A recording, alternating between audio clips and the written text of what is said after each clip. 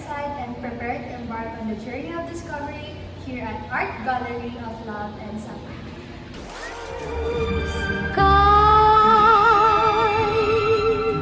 A noite sobre o nosso amor, e agora só restou do amor.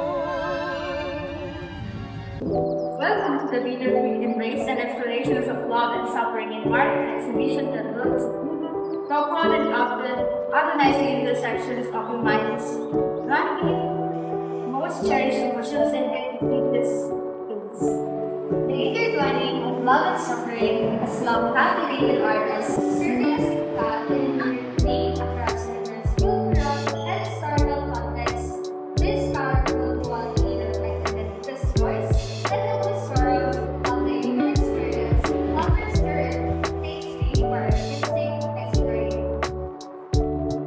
Whether depicting the agony of loss, concerned with the affection, pain of betrayal, or the yearning for separation, these narratives reveal how love meets the right forms, familial, romantic, and even divine offering services to very visible and profound sufferings.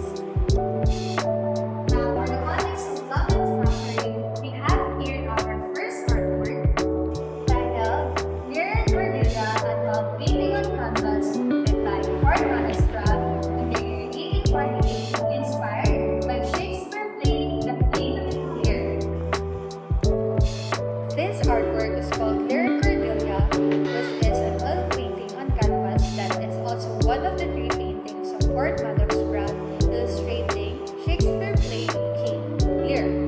On May 2, 1848, Fort Madox Brown saw William Charles Macready in the production of the play and began to work on this picture on November of the same year.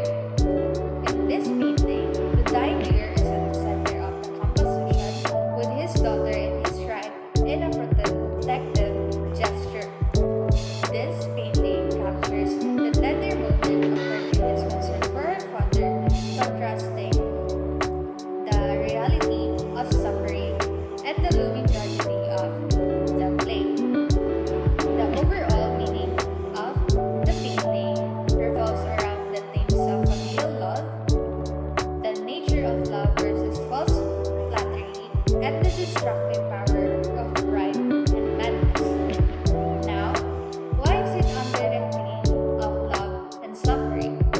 Because in the play, King Lear divided his kingdom to his daughters and their husbands, but after a painful period of self-discovery, he realized that Cordelia is his only true loving child. For the next artwork is Ophelia by Millet. Shows Shakespeare's tragic heroine floating in a river surrounded by symbolic flowers, created in 1951 to 18. Did you know one of the most iconic paintings of 19th century is Ophelia by John Everett Millais, created between 1951 and 1952. This stunning oil painting shows a tragic moment from Shakespeare's Hamlet. In it, Ophelia is from depicting floating river, surrounded by flowers, her life slipping away in the stillness of the water. The flowers around her, they're not just a decoration. Each one symbolizes something deeper, from innocence to sorrow, to the idea of death itself. Millais uses nature to reflect Ophelia's emotional turmoil. Now, here's why this painting is connected to the theme of love and suffering. In Hamlet, Ophelia is caught in the pain in a requited love, as Hamlet rejects her, and her grief only deepens with the death of her father. Millais perfect captures the tragic result of that emotional agony. So next time you see Ophelia, you're not just seeing the beautiful scene. You're looking at the emotional consequences of love, loss, and madness.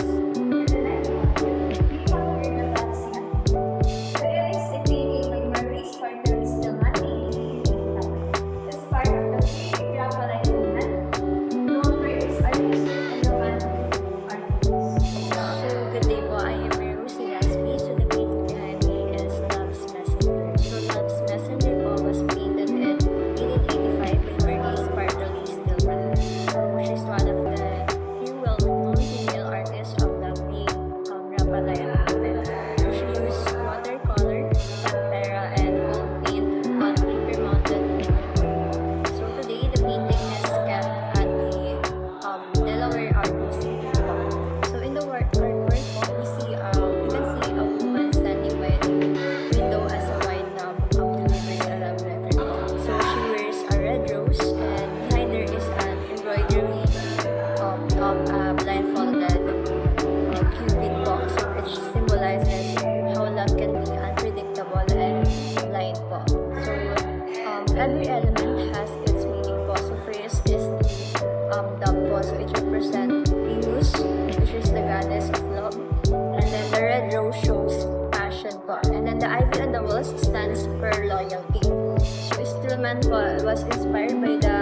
light from her friend's studio window and the garden of Miriam Bernice in Rome po.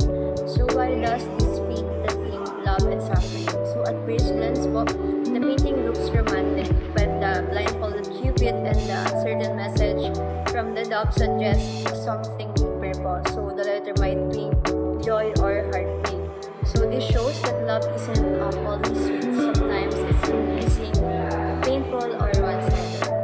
Work of here at a painting created by Dr. Gabriel Rossetti. So this was created between 1875 and 1879. So this was inspired by part of his point of research.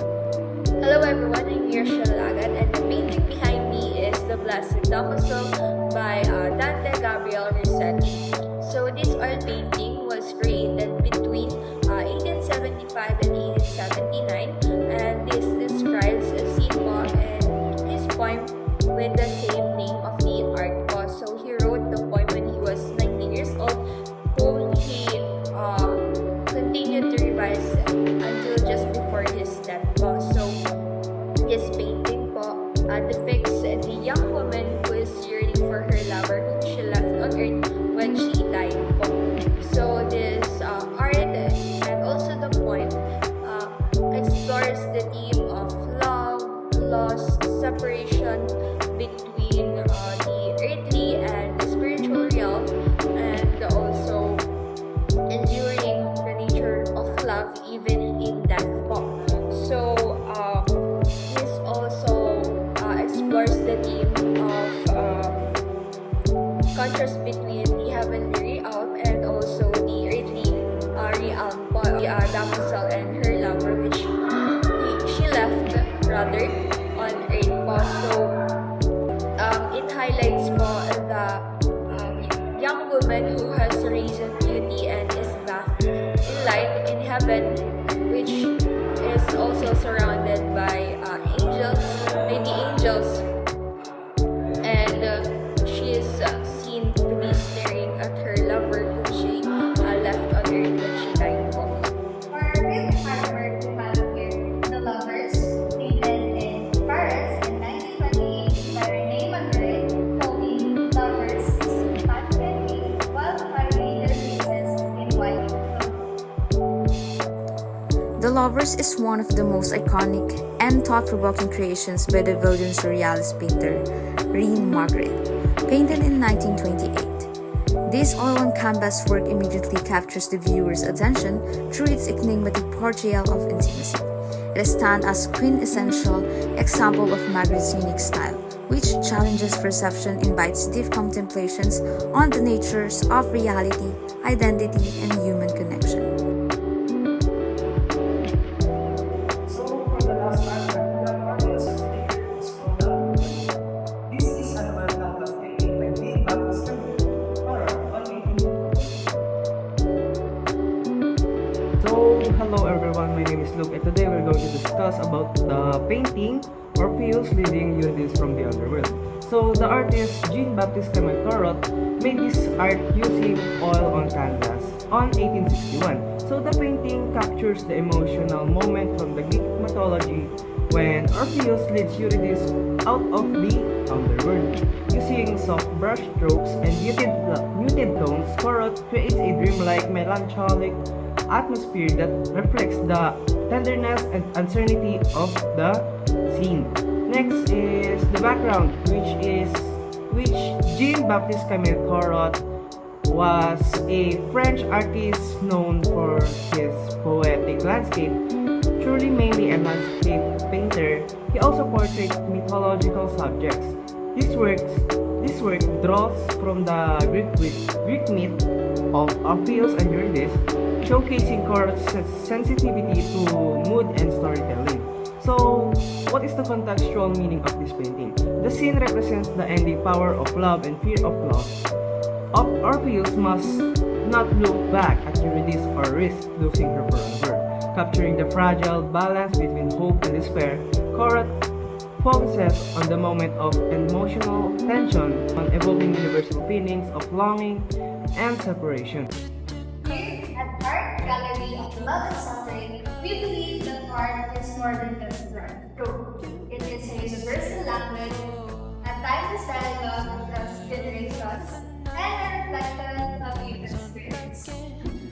Thank you for appreciating the artistic expression of every art in this gallery, and remember that where there is love, there is joy. Where there is joy, there is love.